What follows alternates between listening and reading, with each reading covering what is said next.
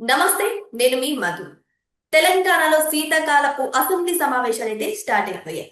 అయితే గత 2 సంవత్సరాల నుంచి బయటికి రాని కేసీఆర్ ఏకంగా అసెంబ్లీకి వెళ్ళడం అయితే జరిగింది. సభలో పాల్గొనాలనే ఒక దృఢ సంకల్పంతో అయితే ముందుకు వెళ్లారు. అయితే అక్కడ కేవలం సైన్ చేసి మాత్రమే బయటకు వచ్చేసారని కొన్ని వార్తలు అయితే వినిపిస్తున్నాయి. మరి కేసీఆర్ ఏ ఉద్దేశంతో సభలకు హాజరు కావాలనుకున్నారు? ఇదే దారిలోనే జగన్ కూడా ఎంటర్ అవుతారా? నెక్స్ట్ వచ్చే అసెంబ్లీ ఎన్నికల్లో ఆంధ్రాలో జరిగే అసెంబ్లీ ఎన్నికల్లో జగన్ కూడా హాజరయ్యే అవకాశాలు ఉన్నాయా అనే విషయాల గురించి రోజు మనం తెలుసుకుందాం. ప్రస్తుతం మనతో పాటు ఉన్నారు సీనియర్ జర్నలిస్ట్ డివి శ్రీనివాస్ గారు. వారిని అడిగి మరిన్ని విషయాలను తెలుసుకుందాం. నమస్కారం సార్. నమస్తే సార్, ఈ రోజు అందరూ సర్ప్రైజ్ కి గురయ్యేలాగా కేసీఆర్ గారు 2 సంవత్సరాల తర్వాత సభకు హాజరవ్వాలని వెళ్ళారు, సైన్ పెట్టారు, వచ్చేసారు. అయితే ఇప్పుడు జగన్ కూడా ఇదే దారిలోనే వెళ్తారంటారా? ఎందుకంటే వాళ్ళకి ఎంతో ఫ్రెండ్షిప్ ఉంది కదా సార్. అంటే తెలంగాణ అసెంబ్లీ ఇవాళ మాజీ ముఖ్యమంత్రి కేసీఆర్ హాజరు కావటం, ప్రస్తుత ముఖ్యమంత్రి రేవంత్ రెడ్డి ఆయన దగ్గరికి వెళ్ళటం, ఆరోగ్యం బాగుందా అని అడగటం, మంత్రులతో సహా ఒక చక్కటి సన్నివేశం. అంటే ప్రజలు కోరుకునేది అంటే కేసీఆర్ ఒకటి, ఆయన వయస్సు, ఆయన అనారోగ్యం, ఏంటి ఏదో ఆపరేషన్స్, తుంటి ఆపరేషన్ చేయించుకోవటం, కొంచెం హెల్త్ ఇబ్బందికరంగా ఉండటం, ఆయన రాకపోయినా ప్రజల్లో అంత అసంతృప్తి రాలేదు, ప్రజలేమంత వ్యతిరేకించలేదు. ఏది తెలంగాణ సమాజంలో అటు హరీష్ రావు లేకపోతే కేటీఆర్ వాళ్ళు ముందుకు నడిపించారు ఆ పార్టీని. అసెంబ్లీలో రేవంత్ ప్రభుత్వాన్ని కొంచెం ఇరుకున పెట్టారు, చాలా ఇబ్బంది పెట్టారు, మనం చూసాము, నిలదీశారు. అది చర్చ బ్రహ్మాండంగా సాగుతోంది. తెలంగాణ అసెంబ్లీ అందరూ చూడాలనిపిస్తోంది, హోరాహోరీగా పోరాటాలు. అది కదా ప్రజలు కోరుకునేది, ప్రతిపక్ష బాధ్యత అది. ఇది మొన్న కేసీఆర్ ప్రెస్ మీట్ పెట్టారు. కేసీఆర్ ప్రెస్ మీట్ పెట్టి ఏమన్నారు, ఇప్పటిదాకా ఒక లెక్క, ఇక రేపటి నుంచి ఇంకో లెక్క అన్నాడు. మొత్తానికి ఆ లెక్క ఏదో మనకు కొద్దిగా ఓహో నిజంగానే ఏదో లెక్క చెప్పేటట్టుగానే ఉన్నాడు రా అనిపించింది ఏదో అసెంబ్లీకి రావడంతో. సరే ఎక్కువసేపు ఉన్నాడా లేదా, ఎంతసేపు కూర్చున్నాడు, తెలంగాణ అప్పుడు చనిపోయిన శాసనసభ్యులు, ఉద్యోగం కోసం పనిచేసిన వాళ్ళు మౌనం పాటించేదాకా ఉన్నాడా, ఈ లోపే వెళ్ళిపోయాడా, అది వేరే అంశం, అది ఇంకో లెక్క. మీరన్నది ఏంటి, ఏ లెక్క? మీరన్నది ఈ లెక్క, ఏది జగన్మోహన్ రెడ్డి వస్తాడా? ఇప్పుడు కేసీఆర్ వెళ్ళాడు కదండి, మరి కేసీఆర్ చెప్పుల్లోనే కదా పాదాలు పెట్టి జగన్ కూడా నడిచేది. ఇద్దరు ఒక తానులో గుడ్డలుగానే పనిచేశారు కదా. మరి ఇప్పుడు జగన్మోహన్ రెడ్డి కూడా రేపటి శీతాకాల సమావేశాలకు హాజరవుతాడా అంటే, అక్కడ స్పీకర్ ఏమో గడ్డం ప్రసాద్ కుమార్, ఇక్కడ స్పీకర్ ఎవరు, అయ్యన్న పాత్ర, రఘురామకృష్ణరాజు డిప్యూటీ స్పీకర్. మరి వస్తాడా? అంటే ఒకటి వచ్చి సంతకం పెట్టి వెళ్తాడా, ఇది కూర్చుంటాడా లేదా, లేదు లేచి వెంటనే వెళ్ళిపోతాడా, మొత్తానికి శాసనసభకు వస్తాడా అంటే, మరి అదేదో 60 రోజులు ఏదో నియమం ఏదో ఒకటి ఉంది. 60 రోజులు కనుక వరుసగా గైరు హాజరైతే సమావేశాలకి మరి ఆయన పైన వెయిట్ తప్పదని హెచ్చరిస్తున్నారు. ఇది అటు స్పీకర్ కూడా చెప్పారు, లేకపోతే డిప్యూటీ స్పీకర్ కూడా. అసలు ఆయన ప్రతిసారి చెబుతున్నాడు రఘురామకృష్ణరావు, లెక్క పెడుతున్నట్టున్నాడు. ఏంటి, శ్రీహరికోటలో కనుక 1 2 3 అదేదో కౌంట్ డౌన్ ఉంటుంది చూసావా, ర్యాకెట్ ప్రయోగం అప్పుడు, లేకపోతే నారాయణ చైతన్య బ్యాచ్ అంటారు, ఏది ఇప్పుడు ఈ యాడ్స్ అప్పుడు 1 2 3 అట్లా రఘురామకృష్ణరావు జగన్మోహన్ రెడ్డి ఆప్షన్ సిని లెక్క పెడుతున్నాడు. ఇప్పుడు దగ్గర దగ్గర మరి ఒక 40-50 రోజులు అయినట్టుంది. 60 ఎప్పుడు వస్తుందా అని చూస్తున్నట్టున్నారు. వెళ్తాడా లేదా? జనం వెళ్ళమనే కోరుకుంటారు.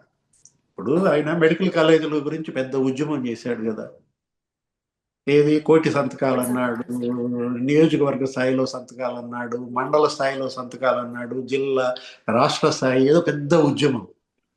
ఏమన్నా అందులో సబ్జెక్ట్ ఉందా? అరే మెడికల్ కాలేజీలకి కామన్ మ్యాన్ కి ఏమన్నా సంబంధం ఉందా?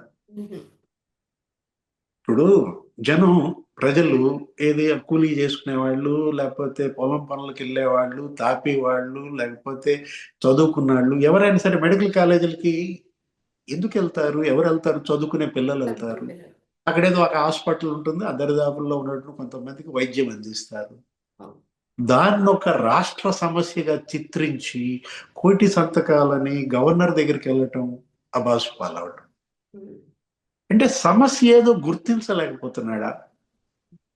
ఇప్పుడు రైతుల సమస్యలపై నువ్వు ఈ ఉద్యమం గనక చేపట్టినట్టయితే ఇంత బాగా కోటి సంతకాలు తీసుకుంటే ఆ మామిడి రైతులు పొగాకు రైతులు వెళ్ళావు కదా. ఇప్పుడు ఆ పొగాకు బేళ్లు తొక్కిచ్చేసావు. మామిడికాయలు నువ్వే నీ ట్రాక్టర్లు నీ కారు ముందు పోల్చుకుని తొక్కుంటూ పోయావు.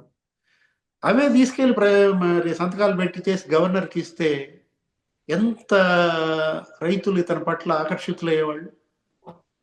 అరే జగన్మోహన్ రెడ్డి నోరు తెరిస్తే రైతు మంత్రం చెప్పిస్తున్నాడు, మొన్న మన పొదిలు వచ్చాడు, పొగాకు బెళ్ళు తొక్కిచ్చాడు, బంగారుపాలెం మార్కెట్ యార్డుకు వచ్చాడు, మామిడికాయలు తొక్కిచ్చి పారేశాడు అని రైతులంటూ కొంత చర్చ జరిగేది కదా. నీ పై వాళ్ళు ఆకర్షితులు అయ్యేవాళ్ళు, నీ పార్టీకి ఏమన్నా నిలబడేవాళ్ళు. అలాంటి సమస్యలు అతను టేకప్ చేయడు.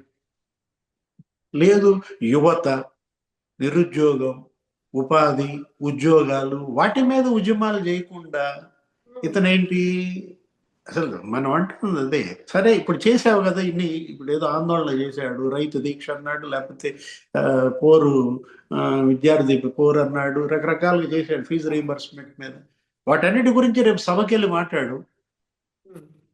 ఇప్పుడు మెడికల్ కాలేజీల గురించే మాట్లాడు మనమ్మా. శాసనసభకి వెళ్ళి మాట్లాడితే ప్రైవేటీకరణ పైన వాళ్ళు ఏ సమాధానం చెప్తారో తెలుస్తుంది.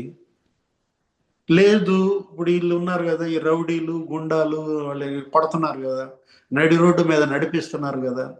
ఇప్పుడు తెనాల్లో మాట్లాడా నువ్వే వెళ్ళి ఆ గంజాయి మాఫియాకి మద్దతుగా, రైట్, గంజాయి అమ్మితే మీరు అరెస్ట్ చేస్తారా, నడి రోడ్డు మీద కొడతారా, చంద్రబాబు నిన్ను కూడా కొడితే ఏం చేస్తావు నడి రోడ్డు మీద, ఆ మాటలే రేపు అసెంబ్లీలో మాట్లాడు. శాసనసభకి వెళ్ళటం నీ బాధ్యత, ప్రజలు ఇచ్చిన బాధ్యత. నీ నియోజకవర్గం గెలిపించింది నిన్ను. పులివెందుల అంటే 30,000 మెజార్టీ నీకు తగ్గితే తగ్గచ్చు. అంతకుముందు 90,000 మెజార్టీ వచ్చిందమ్మా, మొన్న 60,000 మెజార్టీ వచ్చింది. అంటే 30,000 మెజార్టీ తగ్గితే ఎలవా? ఇప్పుడు గెలిచావా లేదా? జగన్ పులివెందుల్లో ఓడిపోయాడా గెలిచాడా?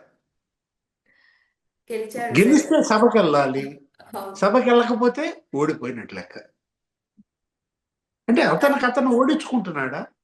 ప్రజలేమో ఎమ్మెల్యేగా గెలిపిస్తే నాకొద్దంటాడు, ఆ ఎమ్మెల్యే గిరి నాకొద్దంటాడు, రాజీనామా చేయి, అది చెయ్యడు. అంటే ఇప్పుడు పులివెందుల ఎమ్మెల్యే సభ్యత్వానికి రాజీనామా చేస్తే ఓడిపోతానని భయమా? 11 మంది రాజీనామా చేసేయండి సభకి వెళ్ళకపోతే. నువ్వు చెడింది కాక మిగతా 10 మందిని చెడగొడతారు. ప్రజల కోసము సభకెళ్ళి మాట్లాడితేనే కదా సార్ తన నియోజకవర్గానికి ఏం అవసరము ఏంటనేది తెలిసింది. ఇలా కామ్గా ఉండి సభకి వెళ్ళను అని మారం చేస్తూ కూర్చుంటే మరి ప్రజానాయకుడు ఎలా అవుతారు సార్? అంటే ఇప్పుడు ఆయన చేపట్టిన ఉద్యమాలు ఉన్నాయి కదా. మామిడి రైతుల గురించి మాట్లాడు. నిన్న మీ సాక్షిలో వచ్చింది కదా, 350 కోట్లు ఇస్తానన్నావు, ఇవ్వలేదు ఏంటంటే నిన్నది. పొగాకు రైతుల గురించి మాట్లాడు. మిర్చి ఘాట్ దానికి వెళ్ళాడు కదమ్మా, గుంటూరు మిర్చి యార్డుకి వెళ్ళాడు కదా, మిర్చి రైతుల గురించి మాట్లాడు. ఇప్పుడు ప్రెస్ మీట్ లో మాట్లాడిందే అసెంబ్లీలో మాట్లాడు. అబ్బే ప్రెస్ మీట్ లో ఇచ్చినంత సమయం నాకు అక్కడ ఇవ్వరు అంటాడు. నువ్వు వెళ్తే కదా తెలిసేది ఇస్తారో లేదో. నువ్వు నోరెత్తితే కదా తెలిసేది ఎక్కువ సమయం ఇస్తారా తక్కువ సమయం ఇస్తారా, బెల్లు కొడతారా లేదా. అంటే భయపడుతున్నావా సభకి వెళ్ళడానికి? నామోషియా? నాయకుడికి నామోషి ఏంటమ్మా? నామోషి వదిలేసినాడే నాయకుడు కదా. మీరు ప్రజా జీవితంలోకి వచ్చారంటే అన్నిటినీ భరించాలి కదా. ఇప్పుడు జైలుకి వెళ్ళారు, జైలుకి వెళ్ళాను కాబట్టి నామోషియా? నువ్వు జైలుకి వెళ్ళి బయటకు ఎలా వచ్చావు? 16 నెలలు చెంచలు కూడా జైల్లో ఉండి నామోషి పడ్డావా? తలకాయ ఉంచుకుని బయటకు వచ్చావా? సిగ్గుపడుతూ వెళ్ళిపోయావా? కాదే, పెద్ద ఊరేగింపు పెట్టావు, నమస్కారాలు పెట్టావు. అరే అసలు మామూలుగా నా భంగిమలు. అయినా ప్రజలు నిన్ను గెలిపించారు, ముఖ్యమంత్రి చేశారు కదా, ఇంకా నామోషి ఏంటి? అంటే ఇతనికి తోచదు, ఒకటి చెబితే వినడు. అంటే ఏంటి అసలు? ఒక మూర్ఖత్వమా, మొండితనమా? నాయకుడికి ఉండదగిన లక్షణాలు కావు. ఇప్పుడు కేసీఆర్ ఉన్నారు, ఇప్పుడు మీరు ఇందాక అన్నారు తెలంగాణ అసెంబ్లీ. ఇవాళ మరి ఆయన ప్రెస్ మీట్ పెట్టాడంటే అసలు జనం అసలు మీకు టీవీలు అసలు అతుక్కుపోయి చూస్తారు. ఎందుకు ఎలా ఉంటుంది అసలు? మంచి చిరంజీవి సినిమానా, లేకపోతే ఎవరు పవన్ కళ్యాణ్ సినిమా, లేకపోతే బాలకృష్ణ, ఈ సినిమాలు అతుక్కుని చూస్తారో లేదో తెలియదు కానీ తెరకి కేసీఆర్ ప్రెస్ మీట్ పెట్టాడంటే మాత్రం మొత్తం విలేకరులు కాదు, అసలు నాయకులు కాదు, ఆయన ప్రత్యర్థులుగా జనం అంతా చూస్తారు. ఎవరిని తిడతాడా, ఎంత బాగా తిడతాడా, ఆ తిట్టేది ఎంత రంజుగా ఉంటుందా. ఈ విధంగా తిట్టడం కూడా గొప్పగా తిడతాడు కదా, అది ఇందామన్న ఆరాటం. మనం తిట్టలేకపోతున్నాం, ఆయన తిడుతున్నాడన్న సంతోషం. ఇది ఇప్పుడు మరి రేపొద్దున నుంచి వెళ్తాడా లేదా అది వేరే విషయం. ఏది జగన్ లాగానే ఆయన కూడా సంతకం పెట్టేసి వెళ్ళిపోతాడా, లేకపోతే కంటిన్యూస్గా ఇప్పుడు తెలంగాణ అసెంబ్లీ రేపు 7 దాకా కొనసాగిస్తామంటున్నారు. ఒక 3 రోజులు సెలవులు ఇచ్చారు. ఆ? అదే ఈ కొత్త సంవత్సరం మళ్ళా జనవరి 7. మరి వాళ్ళేమో కేటీఆర్ 15 రోజులు జరపాలంటున్నాడు. జరుపుతారు, మీ నాన్న రమ్మని అంటాడా? ఈయన ఒక రోజుకే పరిమితం అవుతాడా? కేసీఆర్ మొత్తం కంటిన్యూ అవుతాడా? అంటే మరి మరి రేపటి నుంచి ఇంకో లెక్క అన్నాడు కదా, ఆ లెక్క చూపించాలంటే మరి వెళ్ళాలి. ఏది ఎన్ని రోజులు సభ అయితే అన్ని రోజులు వెళ్ళాలి. మళ్ళా కేసీఆర్ బ్యాక్ టు పెవిలియన్నా, బ్యాక్ టు ఫామ్ హౌసా, లేకపోతే బ్యాక్ టు పీపుల్ గ్రౌండా చూద్దాం. అదేం సార్, ఏదైనా జగన్ మాత్రం ప్రజల గురించి మాట్లాడాలి, సభను 15 రోజులు రన్ చేయనని మరి రిక్వెస్ట్ చేస్తున్నారు కదా. ఆ, ఏదైనా గ్రౌండ్ లో ఉండాలి. ఏది ఇప్పుడు క్రీడాకారుడు ఎక్కడ ఉండాలి?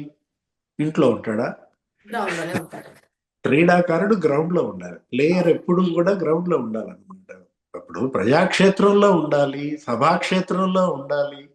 అవి వదిలేస్తే జగన్మోహన్ రెడ్డి. గ్రౌండ్ వదిలేసే ప్లేయర్ని ఏమంటారు? జగన్మోహన్ రెడ్డి అంటారు. ఇంట్లో ప్యాడ్లు కట్టుకుని కూర్చునే ప్లేయర్ని ఏమంటారు? జగన్మోహన్ రెడ్డి అంటారు. ప్యాడ్లు కట్టుకుని నువ్వు ఎక్కడ దిగాలి? పిచ్ మీద దిగాలి కదా.